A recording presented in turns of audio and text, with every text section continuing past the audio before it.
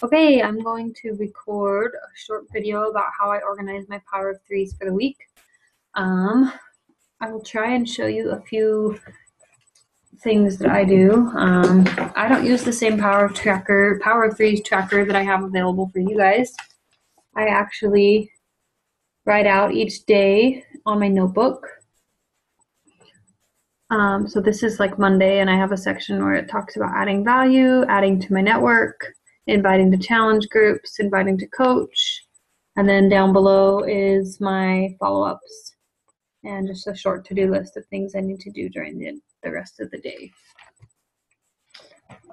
So I like doing it on a day-to-day basis because that helps me the most, but it's not totally required. You can do it in whatever way that makes the most sense to you. I'm going to share my screen though, just to kind of show you what I do. Okay, so here's my Facebook. I work mostly from Facebook just because that's what has the biggest number of people in my market. But one thing I have done is that I start my power hour with adding to my network and adding value. And I sometimes do these simultaneously. I might add someone new to my network, and then once they friend me back, then I will like or comment on their photos, that kind of a thing. But for example, when I'm adding value specifically, I'm going to hit on my Monday people. So you see up at the top, it talks about how these are the people I've labeled for Monday. There's a video that I've shared before for how to create this list of social media like people on your list, and it usually is in alphabetical order. So let's see. So the easiest way to go through and explain this list is that on here, there's going to be all of these people that I've selected for the letters A for the first alphabet. The first name in the first letter in their name, and then down to I think there's a couple BRs. So anyway, you can sort through your Facebook, and that helps me to just kind of make sure that I'm adding value to various people throughout the day, because it's important to reach more than just a few people here and there, simply because if you're reaching more people and adding value to more people, then the more likely it is that they'll see your posts in their newsfeed. So I would go through on Monday and I would like on a bunch of different people's posts. I don't usually spend very long doing this, probably about 5 minutes liking and commenting, and I'll try and make a genuine comment.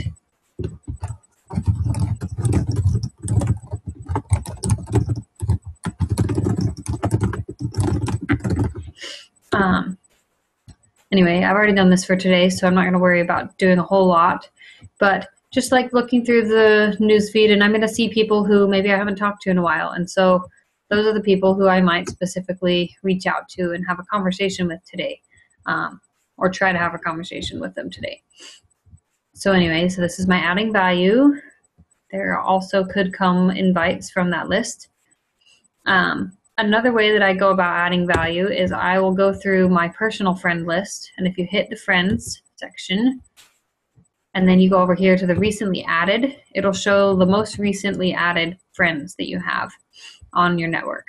So all of these people are people who I maybe have friended but haven't really talked to a whole lot, and so those are people that it's important that throughout the coming weeks, as I'm continuing to add friends, that I'm still reaching out and clicking on each of these people's names and liking and commenting on their photos, so that they start to see my stuff in their newsfeed. Some of these people I've already started conversations with. Some of them have already committed to doing a challenge group.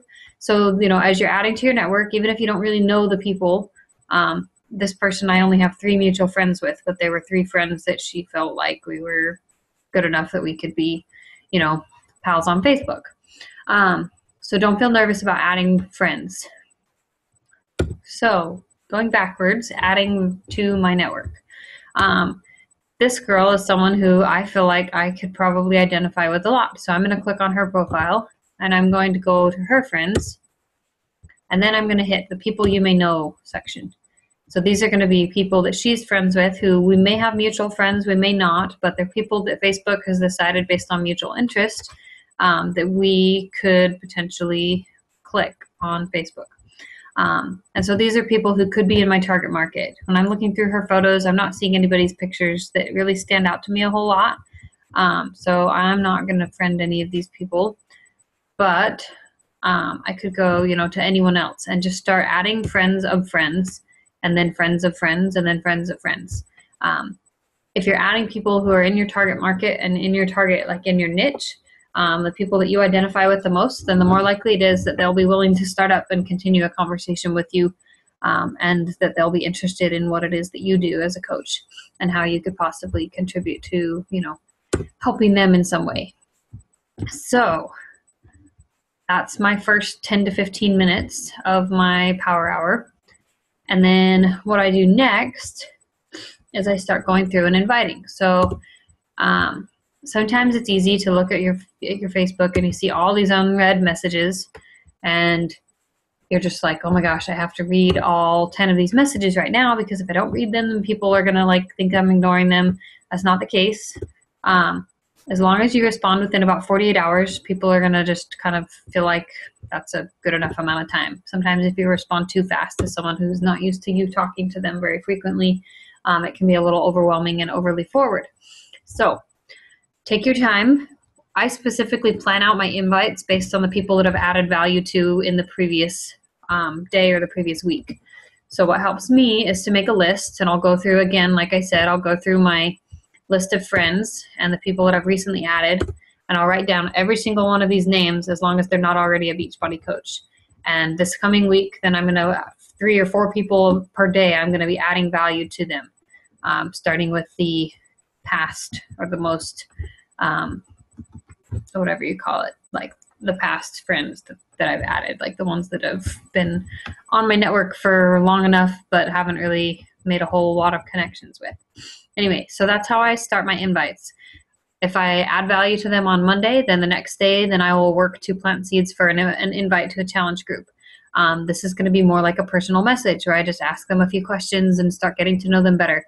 I may or may not actually bring up a challenge group at that time, but I call it inviting because you're planting the seeds, and planting seeds is just as important because there's a season for inviting. And so if you're just talking to people and just building relationships and you never actually invite for a few weeks at a time, I think that that's perfectly acceptable.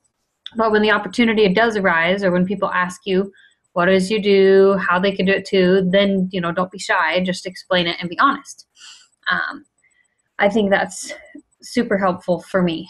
So inviting, I'll go through and I'll specifically click on the person's name. This is so I don't get distracted by Facebook Messenger, and I will hit message them, and I will specifically message them. Occasionally, if the conversation gets really big, I'll go into the see full conversation area. This also allows you to mark a message as unread if you're not ready to read it yet. But I will specifically type in the names of the people who I'm wanting to invite that week or that day. Then I focus on my follow-ups for my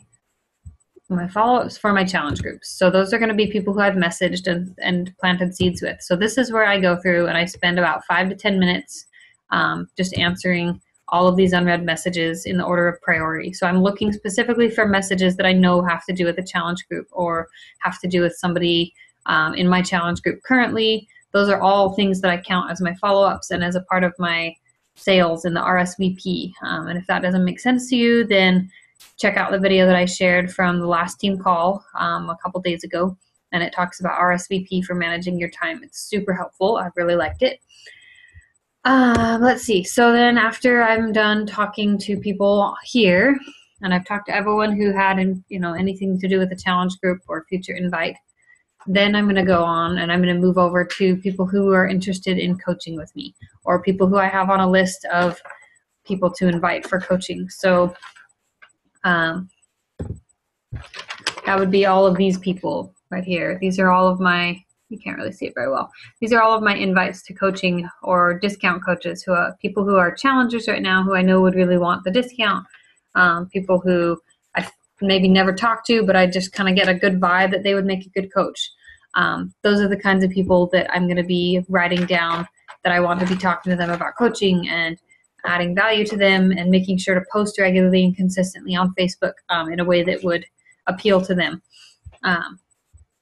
So let's see, going back to screen share. Okay, so I'm going to specifically do the same thing I did with challenge groups. I'm going to specifically write in their names on my list, and then I'm going to type their name in, and I'm going to go to their page. I'll probably like and comment a few times, and then I'll make them, send them a message. And after that, then I'll go through my follow-ups of previous invites, and I will follow up with those people. And then once I'm done with there, then I can go down on my checklist and work on other things in my power hour if I have time. But if I don't have time and I only have an hour to do anything in my day, then that's all I do. I only do the follow-ups, I only do the invites, and I only do the adding to my network. One thing that I know that a lot of new coaches and that I even still struggle with is adding to my network.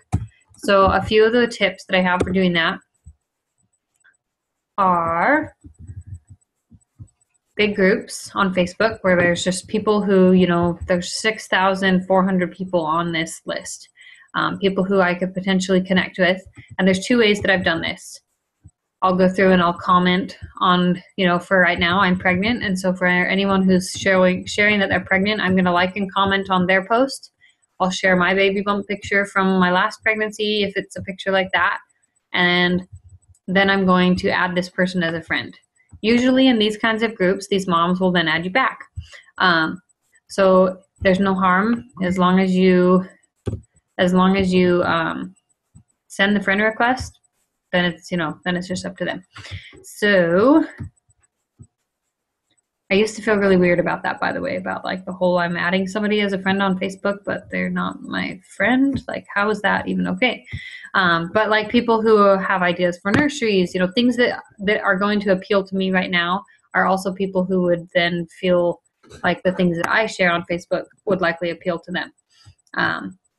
This is a mom group. I can add any of you to it if you're not a part of it. So one of the ways that I add people to my network is specifically friending people who I like and comment on their posts in the group. The other way that I do it is I go through and I look at the new people in the group. So if you go here into the members, then you can go to join date and it'll show the most recent people who joined or who were added. And then there's a section where you can add them as a friend if you're not already as a friend. Sometimes you might have, a mutual friends in common list, and if not, then just go by the pictures and check out their profile, see if they look like someone who appeals to you, because if they appeal to you, chances are you'll appeal to them as somebody that they would want to get to know. Social media is huge for just like learning about people who are, across the country from you in a different state. And so like, if you have a weird feeling about somebody, obviously don't friend them, but just take in mind that most of the people in these kinds of groups are also going to be moms. They're also going to be very sensitive to posts about kids. They're going to have views on things that you might share. So they're the kinds of people who are going to be in your target market if you're a mom. If you're not a mom, then there's other groups that you can search on Facebook. You can search for all kinds of groups, and I can do a video on that another time. But anyway, so that's how I go through my week.